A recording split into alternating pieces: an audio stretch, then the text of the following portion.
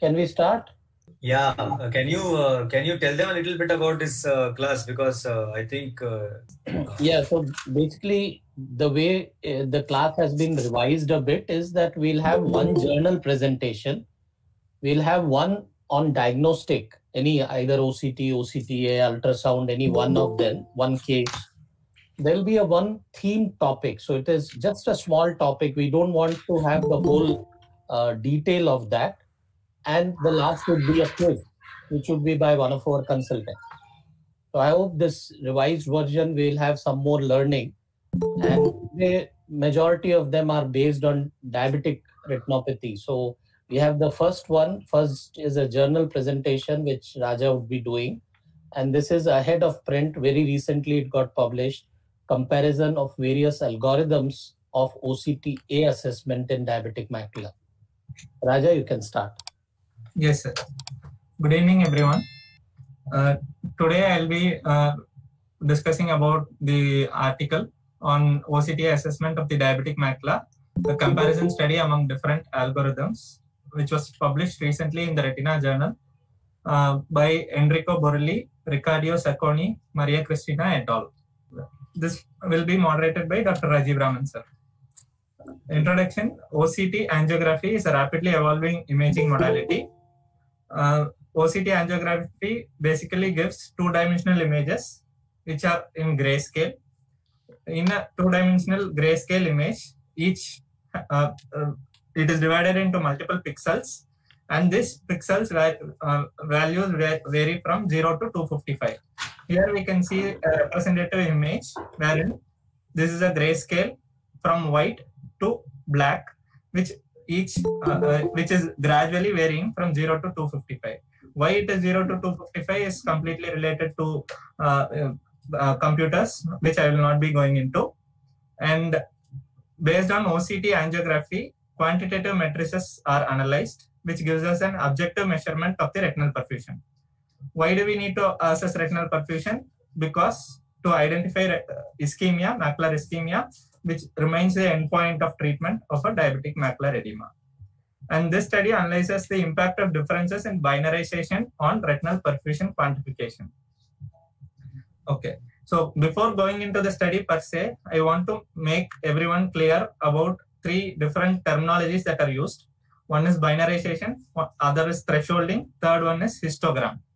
So coming into thresholding, they have used three types of thresholding: global threshold, local threshold, and complex threshold. Global threshold involves using a same threshold value across the entire image.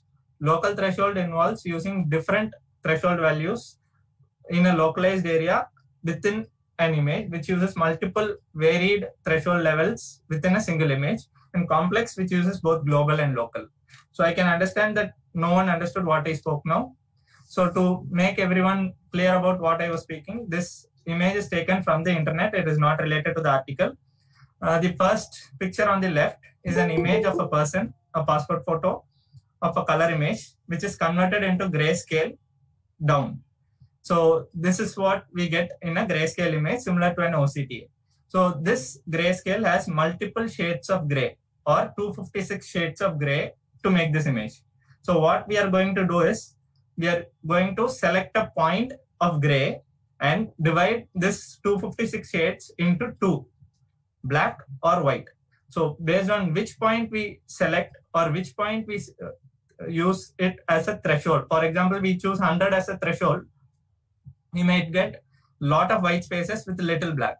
If we choose 200 as a threshold, we might get a little more black areas with lesser white areas. Similarly, depending on the thresholding or the value of threshold that we choose, the final image is different.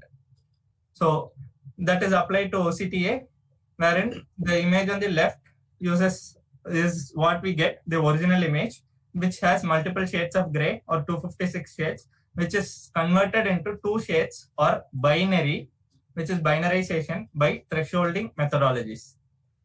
So this is exactly what I spoke just now. And the difference is binarization strategy alters the final quantification metrics. Meaning you choose 100 as a threshold, you get a lot of white spaces. The machine assumes white as vessel. says the macula is more perfused. You choose 200 as the threshold value.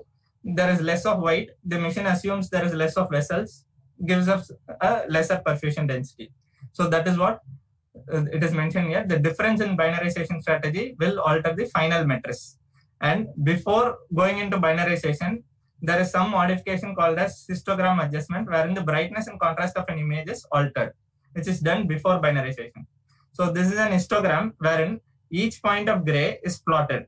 How many points of, for example, if I'm taking 25, at a point 25, how many 25 dark black spaces are present within the image? It is plotted. Same way, how many dark spaces of 150 shade of gray is plotted, and we get a histogram. And you can see this histogram is bimodal. There are two peaks, one peak corresponding to the white, one peak corresponding to the darker area. So 256 shades binarized into 2, and the histogram should ideally be bimodal. So coming into the article per se, materials and methods, it was a multi-center retrospective cross-sectional study, which included 30 eyes with diabetic retinopathy, of which 15 had diabetic macular edema, and 15 normal eyes were used for comparison. All images were obtained from a swept source OCT angiography, the Plexalite 9000, which is the same as what we have in SN. They used 3x3 scan centered on the fovea. The inclusion criteria were age more than 18 years and presence of diabetic retinopathy with or without macular edema. And the exclusion criteria was maculopathy secondary to other causes, history or evidence of laser within the macula, and OCTA with signal strength index less than 7. While acquiring an OCTA image, the Zeiss machines give a signal strength index, and the Heidelberg machines give a signal to noise ratio, which implies the quality of the image. So the higher the value, the better the quality. And they excluded images with lower quality. So image processing and grading, this is again too technical stuff, which I will not be going into. The broad aspect is they used 4 different types of filter for correcting the brightness and contrast. All these are available in ImageJ, which is a separate software which is available as a freeware. So it used 4 different brightness or contrast schemes: the median filter, the Clahe filter or contrast limited adaptive histogram equalization, the NLM denoising filter, and the FAZ average grayscale value. And the median filter comes as a default within ImageJ. The other 3 filters are to be added as a separate plugin into ImageJ. So finally, they got 5 images in total: the original image and the 5 different images. The image below is from the article, wherein the first one is the original image, and they have modified each one. This is after binarization, and this is before binarization, but using different types of filters. So that is the same thing depicted here. If you keenly observe, when using the median filter, the histogram is bimodal. However, in all the other filters, we don't get a bimodal histogram. That is meaning there is more amount of black, less amount of white for the same image. Then they use binarization. The binarization, again, they used 6 different types, of which 3 were global, 2 were local, and 1 complex. So global in the sense, for the entire image, they used only 1 thresholding value. For local, they used separate local 15 pixel radius they selected.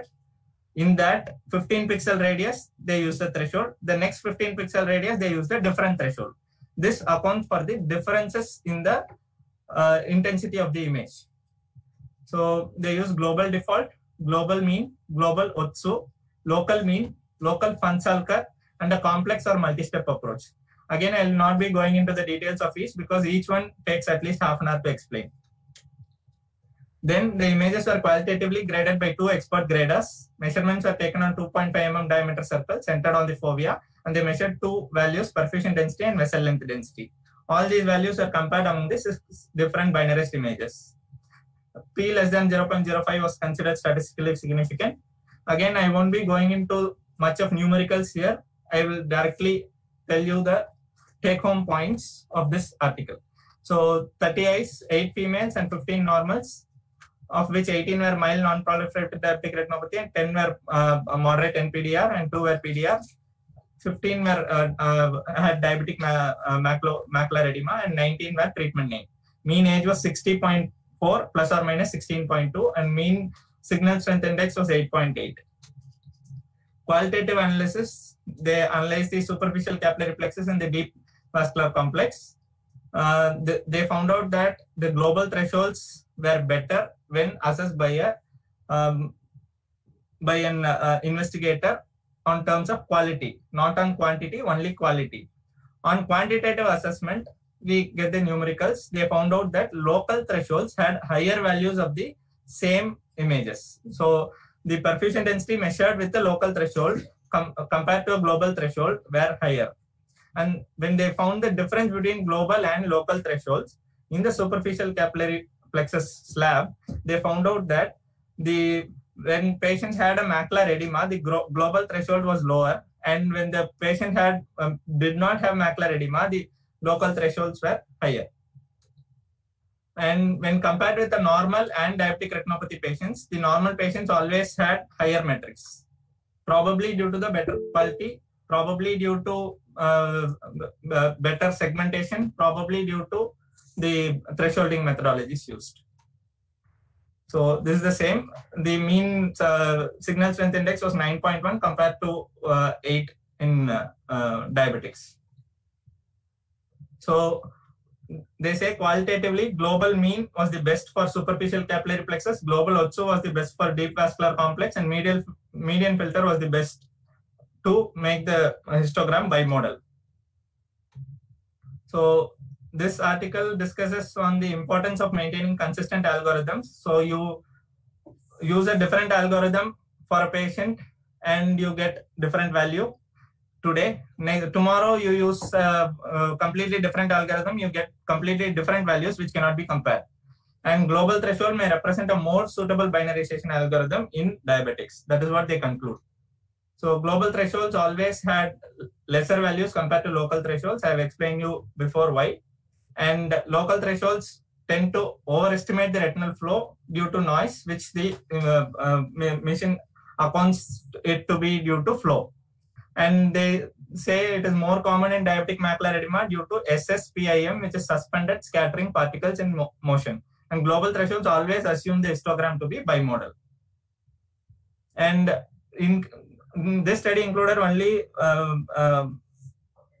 the signal strength index more than 7. However, if the signal strength index was lower, there will be higher regional variations within the same image, which require global thresholding. So limitation, they used only 3x3 scans. Only single machine was used. They assessed only perfusion density and vessel length density, and did not assess the radius width of the local thresholding. So I knew some people would have understood something, some people would have not. To summarize, what is known already is binarization thresholding will affect quantitative OCTA metrics. What is unknown was about the local thresholding, because previous studies did not use much of local thresholding. What this article adds is it found out that local thresholds will overestimate the metrics calculated on OCTA. So what is already known, brightness or contrast will affect binarization is already known. What is unknown is which is the best method for brightness and contrast adjustment. This article adds that median filter adjustment gives a better image and a better bimodal histogram. And what is known is difference between OCTA metrics in glaucoma and healthy eyes. What is unknown between diabetics and healthy eyes was not evaluated before. This article found out that healthy eyes had a higher metrics compared to diabetic retinopathy. What is known, 3D OCTA provides better intra-session repeatability compared to 2D OCTA, which was again published by this same author before. What is unknown, whether these indices are reliable. Yes, when done for the same patient longitudinally on the same machine. So today you measure once, on follow-up visit you measure for the same patient again in the same machine. If the value is altered, yes, it is very highly reliable. However, to compare between different patients, no, it is not reliable. To compare between different machines, no, it is not reliable. To compare between the same machine using a different algorithm, again it is highly unreliable. And so far there is no normative data for each method. So ImageJ has multiple methods for analyzing the same image. This article discussed about 6 of those. ImageJ has around 300 of those, and more are evolving day by day. What is unknown? What does proprietary software use? It is unknown. It is always unknown because it is a trade secret. They won't tell it out.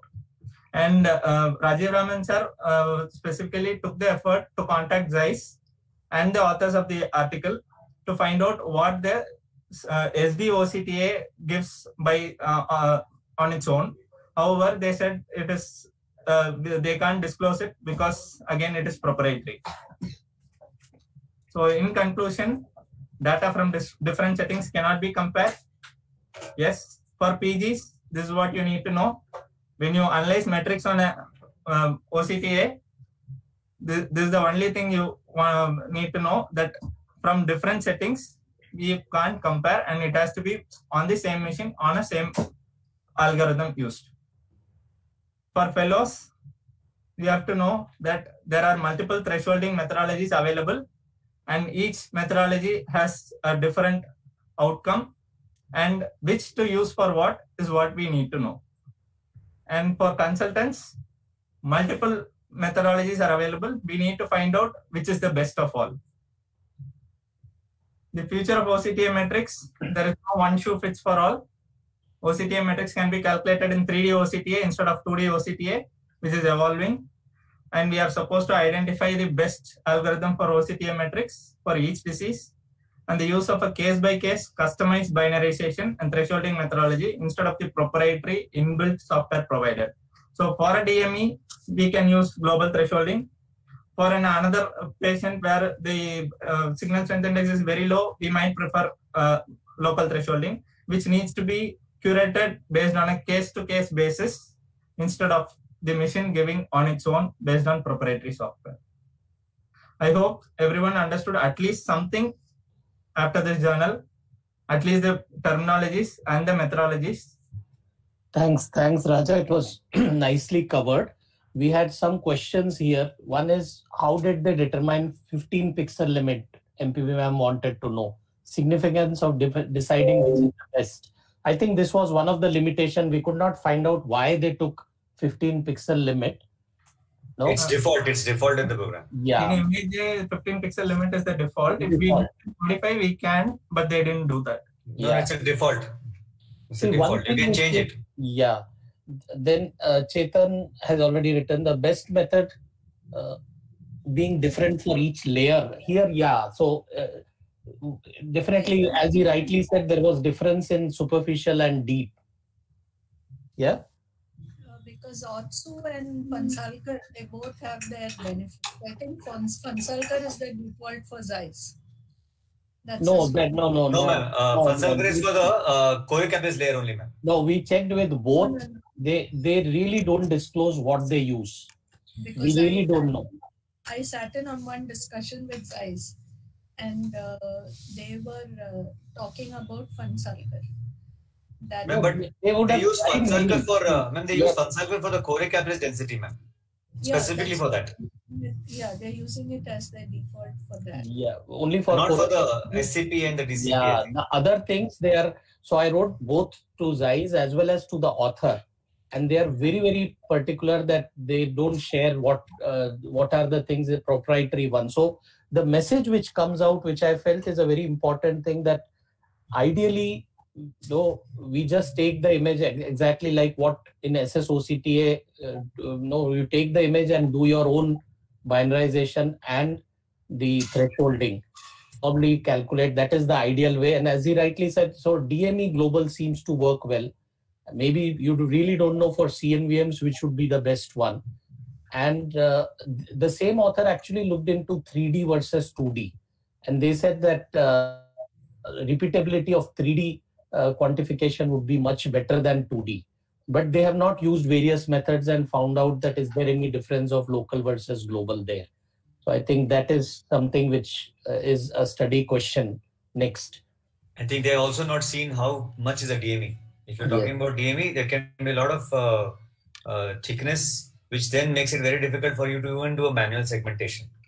And DAD ma'am wanted to know what was the criteria to define which is the best method. Can you tell?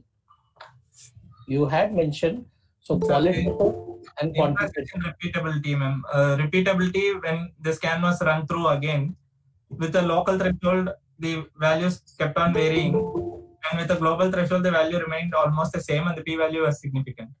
So that was for quantitative, and for qualitative, they had two graders. Yes, sir. Qualitative, there were two people who were grading the images separately, and most of the images, both the people agreed. For what they didn't agree with each other, they sat together, discussed, and then finalized on, yes, this is the best one, this is the best one. One more thing. Because Otsu picks up the shades of grey better than Phansalkar. So did they do anything on the SSPIM cases with SSPIM? Did difference in Phansalkar versus Otsu? Did they do anything? I don't think they have done anything. In the article, they have not mentioned that. Otsu is believed to be better for intermediate ranges. And that is the problem, huh? It can pick up those SSPIs more. So that means in the DMEs, you will have more of these things. Yeah, so that's also something. And the problem is, if a patient is not fixing well because of DME, then nothing will work. You'll never get good images. It has to have a proper repeatable images each time the patient is taken. And then you run the same image, the same algorithm on the same images 2-3 times and see whether it corrects. See, this gives an idea that if we keep a free version there and use these matrices on a regular basis, like use this, and if image quality is less, you use a local thresholding. I don't know how it will translate into clinical care, but when I wrote to the author, I asked him how you see this to be translated into clinical care. And he did mention that we should avoid using the proprietary one which is there, because we really don't know. Better to have inbuilt various programs and run them for getting the matrices. And Dr. Parveen wanted to know, would local thresholding be more useful in certain pathologies? Yes, definitely. That's what I was telling. Probably in AMD, that may be better. We don't know. Somebody has to look into that. Yeah, a last point is that I think you can use these matrices only if you're seeing a response to a treatment or longitudinal. Cross-sectional probably it won't be useful. Yes, sir. Sure. Thank you, everyone. Thanks, Raja.